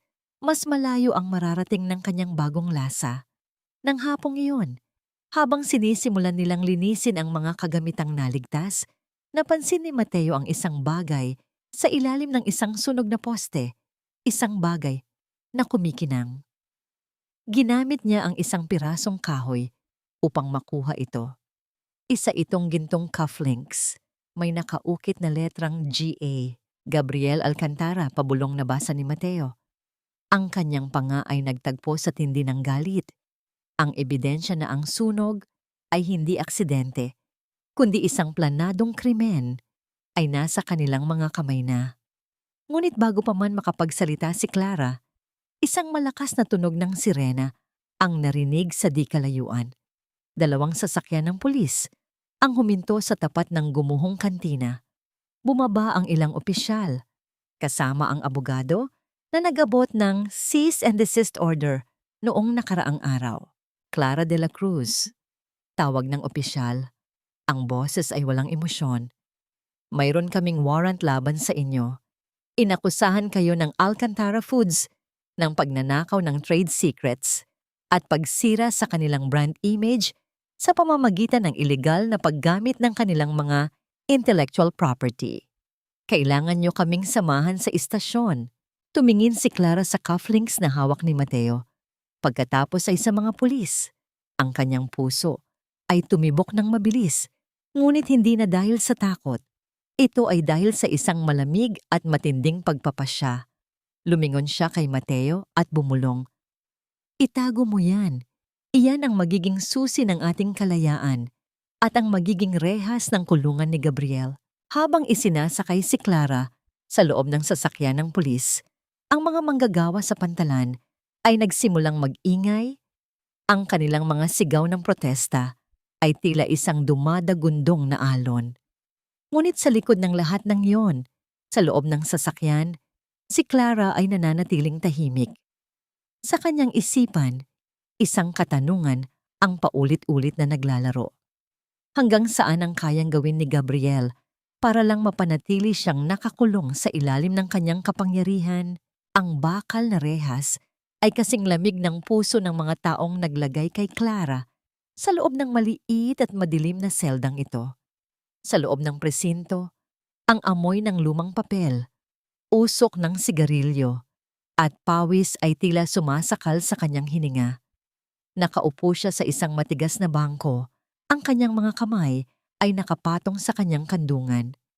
Sa bawat tunog ng sapatos ng mga pulis na dumadaan sa pasilyo, nararamdaman niya ang bigat ng kawalang katarungan. Ngunit sa kabila ng dumi at hirap, ang likod ni Clara ay nanatiling tuwid. Ang kanyang mga mata ay hindi nakatingin sa sahig na puno ng dumi, kundi sa isang maliit na bintana sa taas, kung saan aninag ang isang pirasong asul na langit. Ang katahimikan sa loob ng selda ay nabasag nang marinig niya ang tunog ng mga mamahaling takong, isang tunog na hinding-hindi nababagay sa magaspang na semento ng presinto. Lumitaw sa harap ng rehas si Doña Carmen, nakasuot ng isang eleganteng asul na terno. Ang kanyang muka ay puno ng mapang-aping tagumpay. Tignan mo ang sarili mo, Clara. Simula ni Doña Carmen habang dahan-dahang pinapaypayan ang kanyang sarili ng isang abaniko. Sabi ko sa'yo, hindi ka nababagay sa labas ng aming mundo. Ang isang katulong na nangarap maging reyna ay palaging nagtatapos sa kulungan. Tumingin si Clara sa kanyang dating biyenan. Walang bakas ng galit sa kanyang mukha. Tanging isang malalim na pag-unawa sa kababawan ng babaeng nasa harap niya. Mama, ang kulungang ito ay gawa sa bakal at semento. Madaling takasan, pero ang kulungang kinalalagyan niyo ni Gabriel, ang kulungan ng kasakiman at takot, iyan ang habambuhay ninyong dadalhin. Namula ang mukha ni Doña Carmen sa tindi ng inis. Ang lakas pa rin ng loob mong magsalita. Alam mo ba kung gaano kalaki ang piyansang itinakda ni Gabriel? Isang halagang hinding-hindi mo kikitain kahit magluto ka pa ng 10,000 plato ng adobo. Mabulok ka dito, Clara. At kapag lumabas ka, sisiguraduhin kong wala ka nang babalikang San Sebastian. Nang umalis si Doña Carmen, naiwan si Clara na mag-isa. Ngunit hindi nagtagal, isang pamilyar na anino ang lumitaw sa kabilang panig ng rehas, si Mateo. Ang kanyang muka ay puno ng alalahanin, ngunit may isang kakaibang liwanag sa kanyang mga mata. Isang golden moment ang naganap nang dahan-dahang idikit ni Mateo ang kanyang palad sa bakal na rehas. At idinikit din ni Clara ang kanyang palad sa kabilang panig. Kahit na may harang na bakal, ang init ng kanilang ugnayan ay tumagos sa kanilang mga puso. Clara, huwag kang mawawalan ng pag-asa, pabulong na sabi ni Mateo. Nasa akin ang cufflinks. Nakahanap ako ng isang kaibigan, isang abogadong dati kong tinulungan sa construction. Handa siyang hawakan ang kaso mo ng libre. At mayroon kaming nahanap na saksi, isang batang nakakita sa sasakyan ni Gabriel malapit sa kantina bago sumiklab ang apoy. Naramdaman ni Clara ang isang mainit na bugso ng pag-asa. Mateo, mag-iingat ka. Mapanganib si Gabriel kapag nararamdaman niyang natatalo siya. Hindi ako takot sa kanya, Clara. Mas takot akong makita kang nasasaktan, sagot ni Mateo nang may katapatan. Pag-alis ni Mateo, isang opisyal ng pulis ang lumapit sa selda ni Clara. Ang kanyang mukha ay seryoso. Clara de la Cruz, may dumating na bisita para sa'yo. Hindi siya abogado at hindi rin siya kamag-anak. Pero binayaran niya ang buong piyansa mo. Nagtaka si Clara. Sino ang magbabayad ng ganoong kalaking halaga para sa kanya? Nang buksan ang pintuan ng selda, naglakad si Clara patungo sa labas ng presinto. Doon, sa ilalim ng init ng araw, nakatayo ang isang matandang lalaki na nakasuot ng isang simpleng barong. May hawak na tungkod at may mga matang tila nakakita na ng lahat ng uri ng hirap at ginhawa. Sino po kayo? Tanong ni Clara. Ngumiti ang matanda. Isang ngiting puno ng misteryo at respeto. Ako si Don Alejandro Valderrama, ang lolo ni Vanessa, at narito ako dahil hindi ko na masisikmura ang ginagawa ng aking apo at ng asawa mo sa isang babaeng may tunay na talento at dangal. Nanigas si Clara sa pagkabigla. Ang lolo ng kanyang kaagaw ang siyang nagligtas sa kanya? Iha, pagpapatuloy ni Don Alejandro, ang pamilya namin ay may utang na loob sa katotohanan at ang tikim ko sa iyong lasa ng paglaya na dinala sa akin ni Mateo. Iyon ang nagkumbinsi sa akin na kailangang magpatuloy ang iyong kwento. Ang mga kamay na nilikha para magbigay ng buhay sa pamamagitan ng pagkain ay hindi nararapat na mabulok sa likod ng rehas. Ang mga salitang iyon ni Don Alejandro ay tila isang mainit na haplos sa malamig na gabi ni Clara. Habang nakatayo sila sa labas ng presinto, ang hangin ng kalayaan ay tila may dalang kakaibang tamis.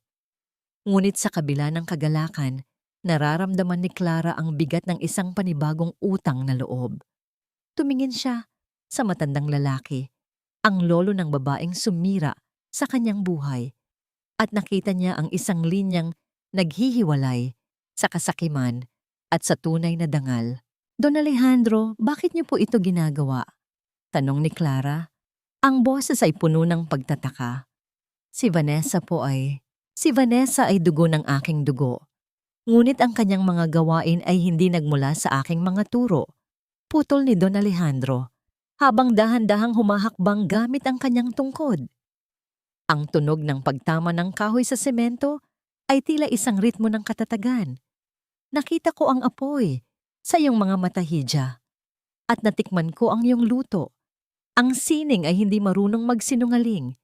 Ang pagtatangkang sirain ka ni Gabriel gamit ang aking pangalan ay isang insulto sa buong pamilya Valderrama.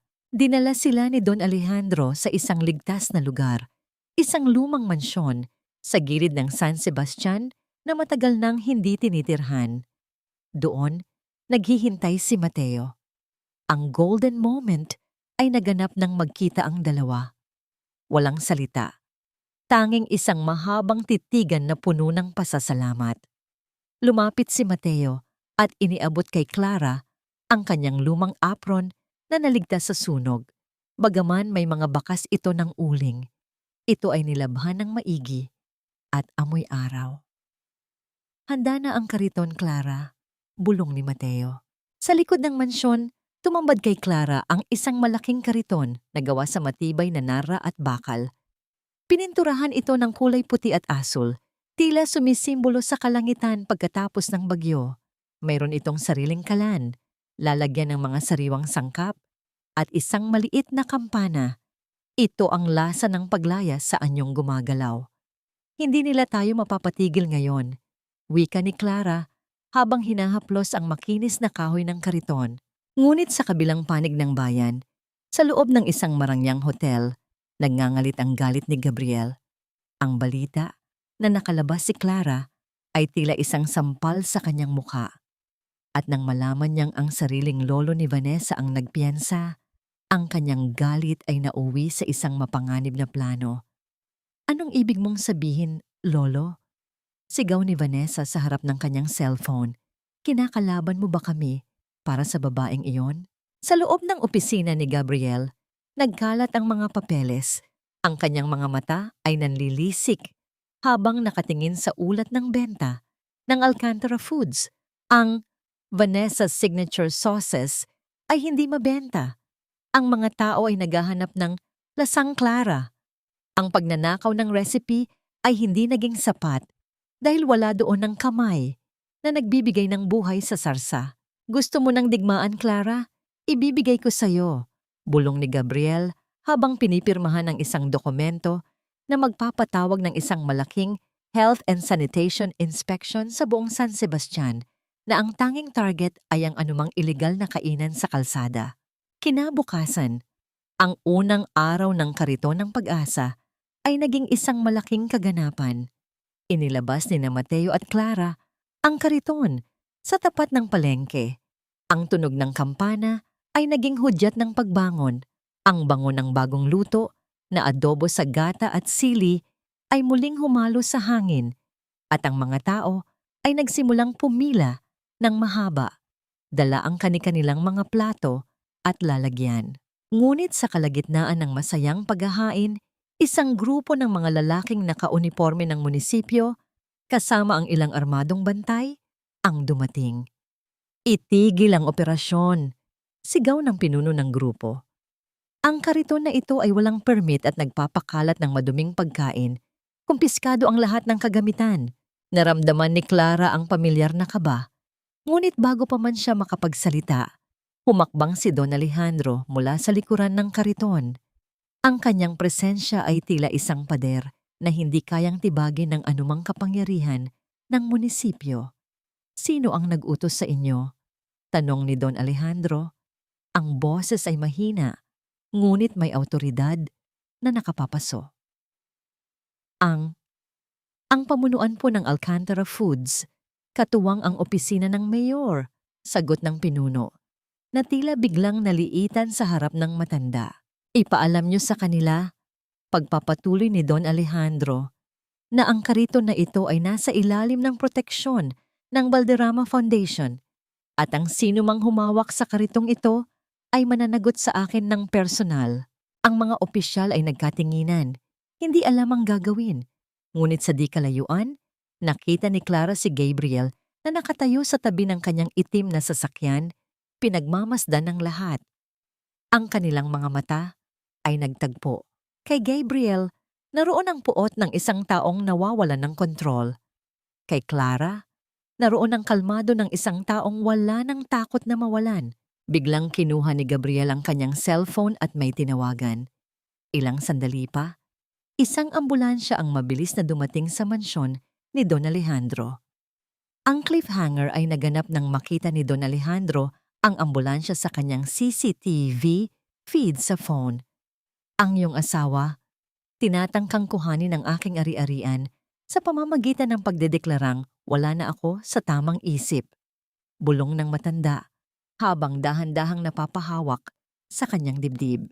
Hindi sapat na ninakawan mo ako ng dangal, Gabriel. Ngayon, pati ang buhay ng taong tumulong sa akin ay kukunin mo rin. Ang tinig ni Clara ay halos pabulong, ngunit puno ng pait na higit pa sa anumang abdo. Sa gitna ng palengke, kung saan ang halimuyak ng kanyang masarap na luto ay dapat sanang magdala ng saya. Isang malamig na takot ang biglang namayani. Ang ambulance na huminto sa tapat ng mansyon ni Don Alejandro na nakikita nila sa screen ng cellphone ay tila isang kabaong na naghihintay ng biktima. Dahan-dahang bumagsak si Don Alejandro sa mga bisig ni Mateo. Ang kanyang tungkod ay lumikha ng isang tuyong tunog sa semento bago ito tuluyang gumulong palayo. Ang mukha ng matanda ay namumutla. Ang kanyang paghinga ay mabigat at kapos, habang ang kanyang kamay ay mahigpit na nakakapit sa kanyang dibdib. Isang golden moment ang naganap ng hawakan ni Clara ang nanginginig na kamay ng matanda. "Lolo, huwag po. Lumaban kayo." Pagsusumamo ni Clara, sa kabila ng lahat ng pananakit na ginawa ni Vanessa sa kanya, ang matandang ito ang naging tanging anino ng isang tunay na magulang na naramdaman niya sa loob ng maraming taon. Ang pagyakap ni Clara sa nanginginig na katawan ni Don Alejandro ay isang simbolo ng utang na loob na higit pa sa pera. Sa gitna ng kaguluhan, dahan-dahang lumapit si Gabriel. Ang kanyang mga hakbang ay banayad. Tila isang mandaragit na tinatama sa ang bawat sandali ng paghihirap ng kanyang biktima.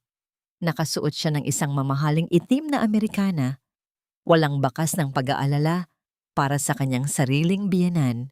"Tignan mo ang ginawa mo, Clara." Simula ni Gabriel, ang kanyang boses ay puno ng mapanlinlang na awa. "Dahil sa katigasan ng ulo mo, pati ang isang matandang may sakit ay kinaladkad mo sa gulo. Kung pumayag ka lang na bumalik sa Manila, hindi sana aabot sa ganito. Ikaw ang pumatay sa kanya, Clara. Ang ambisyon mo ang pumatay sa kanya." Ito ang pinakamasakit na gaslighting na narinig ni Clara. Naramdaman niya ang pag-init ng kanyang mga mata. Ang kanyang puso ay tila pinipiga ng isang dambuhalang kamay. Gusto niyang sumigaw, gusto niyang saktan si Gabriel. Ngunit ang tanging nagawa niya ay yakapin ng mas mahigpit si Don Alejandro habang isinasakay ito ng mga tauhan ng ospital. Mga tauhang alam niyang binayaran ni Gabriel para ideklarang incompetent ang matanda. Nang umalis ang ambulansya, naiwan sina Clara at Mateo sa tapat ng kanilang kariton. Ang mga tao sa palengke ay nakatingin sa kanila nang may halong awa at takot. Ang protektor ni Clara ay wala na. Ang tanging harang sa pagitan niya at ng lupit ni Gabriel ay nakuha na. "Ngayon, Clara," wika ni Gabriel habang tinitingnan ang kariton ng pag-asa ng may matinding pagkadiri. "Wala na ang iyong kuta. Wala na ang iyong tagapagtanggol. Ano na ang gagawin mo?" Humakbang si Mateo sa harap ni Clara. Ang kanyang panga ay mahigpit na nakatikom. "Hindi mo siya makukuha, Gabriel. Hanggat nakatayo ako, hindi mo siya mahahawakan." Tumawa ng mahina si Gabriel, isang tawang walang kaluluwa. "Mateo, ang isang construction worker na tulad mo ay walang laban sa akin. Pero sige, bibigyan ko kayo ng isang pagpipilian. Clara, kung ayaw mong mabulok si Don Alejandro sa isang mental institution na kontrolado ko, at kung ayaw mong mawala ang kabuhayan ng lahat ng tao sa San Sebastian." Kinuha ni Gabriel ang isang lighter mula sa kanyang bulsa at dahan-dahang pinaglaruan ang apoy nito. "Bumalik ka sa akin. Maging asawa ka muli sa harap ng publiko. Sabihin mo sa lahat na ang lasa ng paglaya ay isang pagkakamali at ang Alcantara Foods ang tunay mong tahanan. Kung hindi," itinuro ni Gabriel ang mga lumang bahay ng mga mangingisda sa gilid ng pantalan. "Bibilhin ko ang lupang kinatatayuan ng buong bayang ito. Gagawin ko itong isang industrial park. At lahat ng mga taong tumulong sa'yo, lahat sila ay mawawalan ng tirahan. Ang dugo nila ay nasa mga kamay mo, Clara." Nanigas si Clara. Ang stakes ay hindi na lamang tungkol sa kanyang sariling buhay o sa kanyang karera. Ito ay tungkol na sa buong komunidad na tumanggap sa kanya. Ang cliffhanger ay naganap nang kumuha si Gabriel ng isang dokumento. Isang deed of sale para sa lupain ng San Sebastian na mayroon ng pirma ng mayor. "Mayroon kang 24 na oras, Clara," bulong ni Gabriel bago sumakay sa kanyang sasakyan.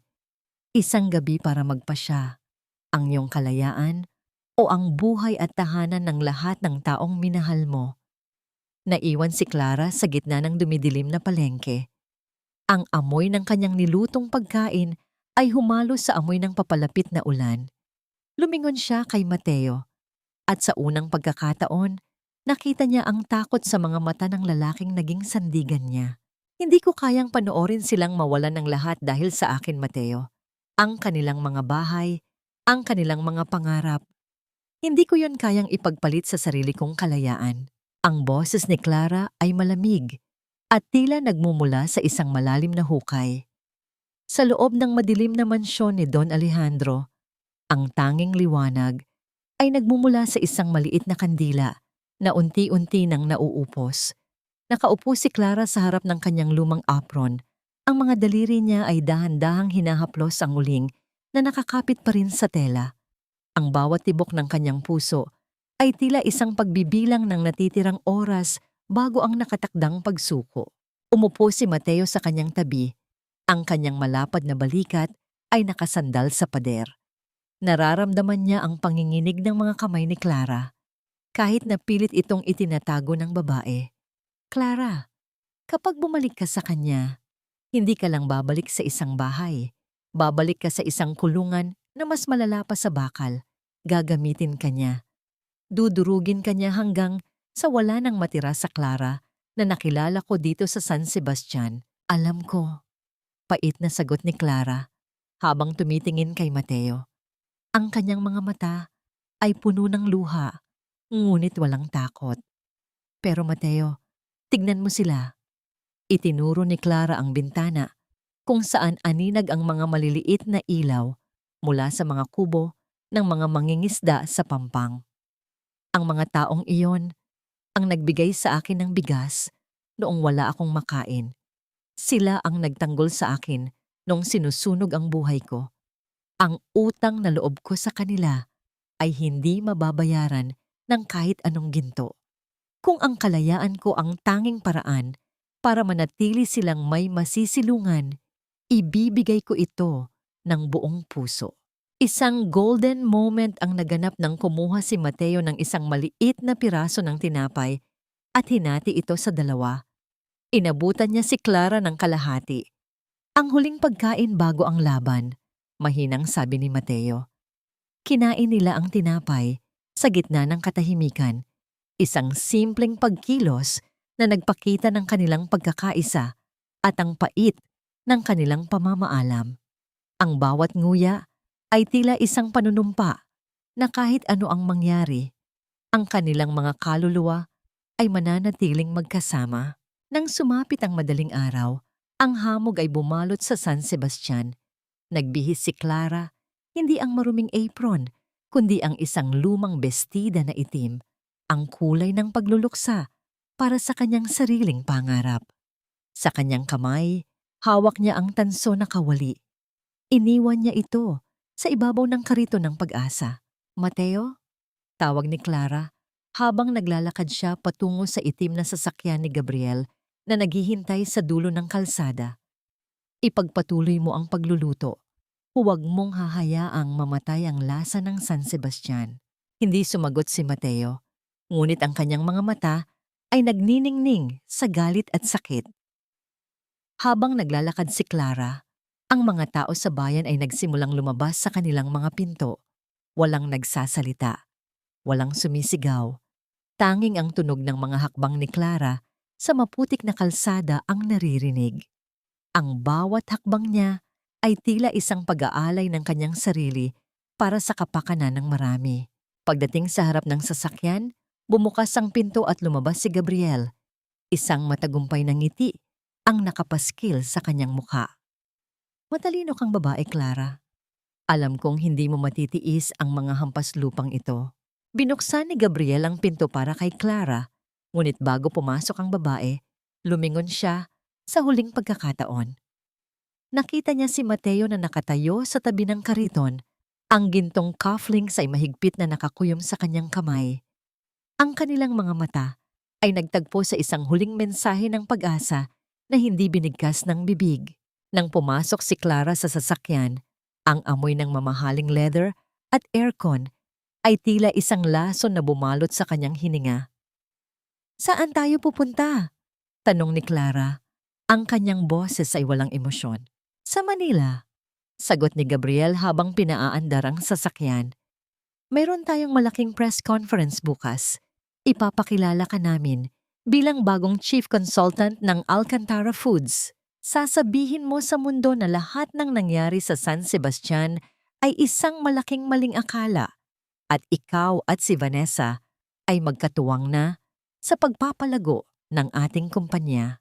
Ang cliffhanger ay naganap nang matanggap ni Clara ang isang text message sa kanyang cellphone na itinago niya sa ilalim ng kanyang upuan bago pa man makita ni Gabriel. Ang message ay mula sa isang hindi kilalang numero. "Nasa akin ang video ng pagsunog ni Gabriel sa kantina. Huwag kang susuko sa conference. Mayroon tayong alas." Nanigas si Clara. Ang sasakyan ay mabilis na bumabagtas sa kalsada palayo sa San Sebastian, palayo sa kanyang kalayaan. Ngunit sa loob ng kanyang puso, ang apoy na akala niya ay namatay na ay muling sumiklab ng mas matindi kaysa sa anumang sunog na nilikha ni Gabriel. "Ngumiti ka, Clara. Ito ang huling pagkakataon mong patunayan na karapat-dapat ka pa ring maging bahagi ng pamilyang ito." Ang boses ni Gabriel, bagaman mahina, ay tila isang utos na nagmumula sa isang diktador. Sa loob ng Grand Ballroom ng isang marangyang hotel sa Makati, ang nakasisilaw na liwanag ng mga kristal na chandelier ay tila nangungutya sa dilim na nararamdaman ni Clara. Nakasuot siya ng isang mamahaling puting bestida na ayon kay Gabriel ay simbolo ng kanyang pagbabalik loob. Ngunit para kay Clara, ang telang yon ay kasing bigat ng isang kadena. Sa gilid ng entablado, nakatayo si Vanessa. Suot ang kanyang pinakaeleganteng ngiti, handang harapin ang mga kamera ng media bilang ang henyo sa likod ng tagumpay ng Alcantara Foods. Ang lahat ay tila isang perpektong dula na isinulat ni Gabriel, isang dula kung saan si Clara ang kailangang maging kontrabida sa sarili niyang buhay.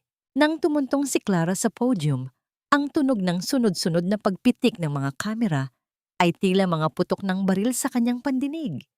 Ang bawat flash ng liwanag ay nagpapaalala sa kanya ng apoy sa San Sebastian. Hawak niya ang script na ibinigay ni Gabriel. Ang papel ay bahagyang nayuyupi sa higpit ng kanyang hawak.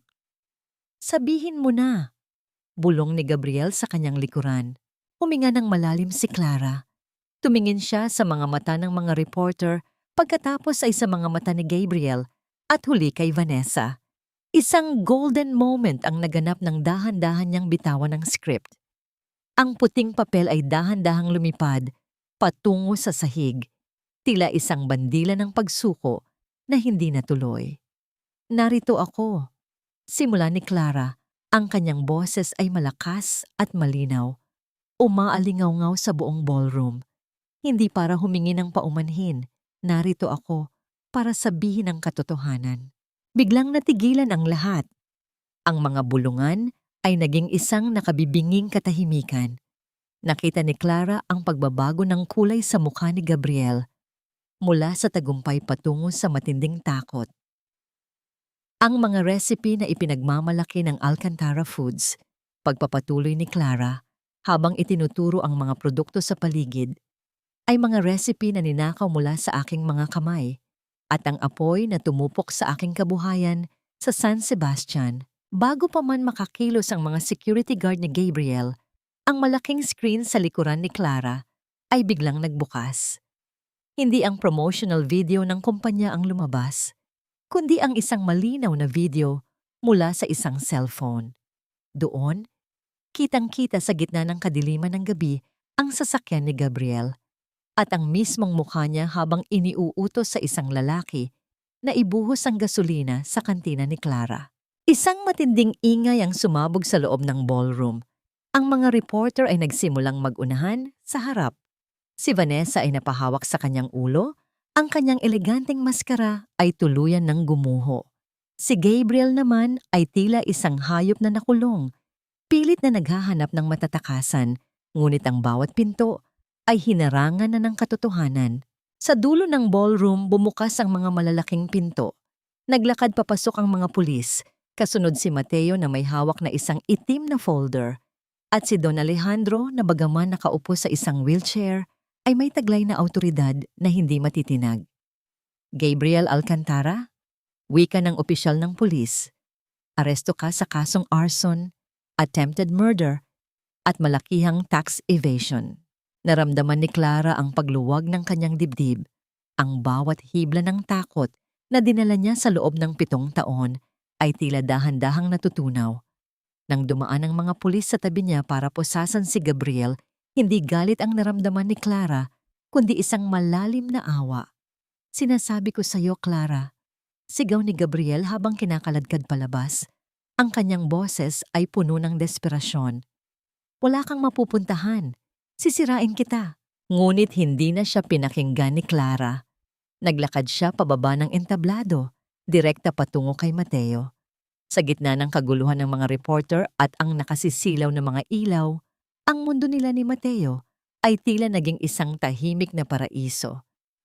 Tapos na, Clara, mahinang sabi ni Mateo habang dahan-dahang hinahawakan ang mga kamay ng babae. Malaya ka na. Tumingin si Clara sa kanyang mga kamay. Ang mga kamay na marami ng pilat. Mga kamay na amoy kusina. Mga kamay na dumanas ng sampal at apoy. Ngunit sa sandaling ito, ang nararamdaman niya ay hindi na ang pait ng nakaraan, kundi ang init ng isang bagong simula. Lumingon siya sa huling pagkakataon sa marangyang ballroom na naging saksi sa kanyang huling laban. Ang lahat ng gintong palamuti ay tila naging walang halaga sa harap ng isang simpleng katotohanan. Ang katarungan ay hindi laging dumarating sa paraang gusto natin, ngunit dumarating ito sa tamang panahon. 1 taon ang mabilis na lumipas, tila mga alon sa baybay ng San Sebastian na walang pagod sa paghalik sa dalampasigan. Ang amoy ng alat at sariwang hangin ay hindi na lamang sinasamahan ng ingay ng mga mangingisda, kundi ng halimuyak ng isang putaheng nagmula sa isang maliit ngunit sikat na gusali sa tapat ng pantalan. Ang lasa ng paglaya ay hindi na lamang isang kariton. Ito ay naging isang tahanan para sa lahat ng naghahanap ng tunay na pagkain at tunay na kwento. Sa loob ng kusina, hindi na nag-iisa si Clara. Ang tanso na kawali na dati baluktot at puno ng uling ay muli nang kumikinang, tila sumasalamin sa bagong buhay ng may-ari nito. Sa bawat paghalo ni Clara sa kanyang nilulutong adobo sa gata, nararamdaman niya ang kagaanan ng kanyang puso. Wala na ang bigat ng nakaraan, wala na ang hapdi ng bawat sampal at bawat paghamak. Isang golden moment ang naganap nang pumasok si Mateo mula sa palengke, dala ang mga sariwang sangkap na pinili niya ng may pag-iingat. Hindi na siya nakasuot ng damit na puno ng alikabok ng konstruksyon, kundi isang malinis na polo na may bahid ng saya. Lumapit siya kay Clara at dahan-dahang kinuha ang sandok mula sa kamay nito. Magpahinga ka muna, Clara. Ang mga kamay na ito ay kailangan ding alagaan, bulong ni Mateo habang pinupunasan ng isang maliit na butil ng pawis sa noo ng babae. Ngumiti si Clara, isang ngangiting nagmumula sa kaibuturan ng kanyang kaluluwa. Ang kanilang ugnayan ay hindi mabilis. Hindi ito tulad ng mga pelikulang puno ng drama sa bawat minuto. Ito ay isang slow burn na pag-ibig, parang adobo na mas sumasarap habang mas matagal na pinapakuluan sa mahinang apoy. Natutunan nilang magtiwala sa isa't isa sa gitna ng hirap at ngayon, tinatamasa nila ang tamis ng kanilang pinaghirapan. Sa Manila, ang balita tungkol sa mga Alcantara ay unti-unti nang naglalaho sa mga pahayagan. Si Gabriel at Doña Carmen ay nahaharap sa mahabang panahon sa loob ng kulungan. Ang kanilang yaman ay unti-unti nang kinukuha ng gobyerno dahil sa mga ilegal na gawain. Si Vanessa naman ay lumipad patungong ibang bansa, pilit na tumatakas sa kahihiyang iniwan niya. Ngunit para kay Clara, ang balitang ito ay hindi na nagdudulot ng kagalakan o puot. Ang tunay na patawad ay hindi ang pagsasabing tama ang ginawa nila, kundi ang pagpili na huwag na silang bigyan ng puwang sa kanyang isipan. Nahanap mo na ba ang kapayapaan, Clara? Tanong ni Don Alejandro isang hapon habang nakaupo sila sa beranda ng restaurant, pinagmamasdan ng paglubog ng araw. Ang matanda ay malakas na muli. Ang kanyang mga mata ay puno ng pagmamalaki para sa babaeng itinuring na niyang sariling apo. Opo, Don Alejandro, sagot ni Clara habang nakatingin sa malawak na dagat. Natutunan ko na ang buhay ay parang pagluluto. Minsan, kailangan mo ng pait para mas malasahan ang tamis, at ang pinakaimportanteng sangkap ay hindi matatagpuan sa kahit anong bote ng pampalasa, kundi sa pagmamahal sa sarili at sa mga taong handang manindigan kasama mo. Ang huling tagpo ay naganap ng magsama-sama ang mga manggagawa sa pantalan para sa isang simpleng salo-salo sa labas ng restaurant. Ang tunog ng mga tawanan, ang kalansing ng mga plato, at ang himig ng gitara sa di kalayuan ay naging isang orkestra ng tagumpay. Lumingon si Clara kay Mateo na kasalukuyang tumutulong sa paghahain. Nagtagpo ang kanilang mga mata at sa sandaling iyon, alam ni Clara na narating na niya ang kanyang huling destinasyon. Hindi ito isang palasyo, hindi ito isang mansyong puno ng ginto. Ito ay isang lugar kung saan ang kanyang lasa ay malaya at ang kanyang puso ay ligtas. Dahil sa dulo ng bawat unos, laging may naghihintay na mainit na pagkain, isang tapat na yakap, at ang pangako ng isang bukas na hindi na kailanman mababahiran ng takot.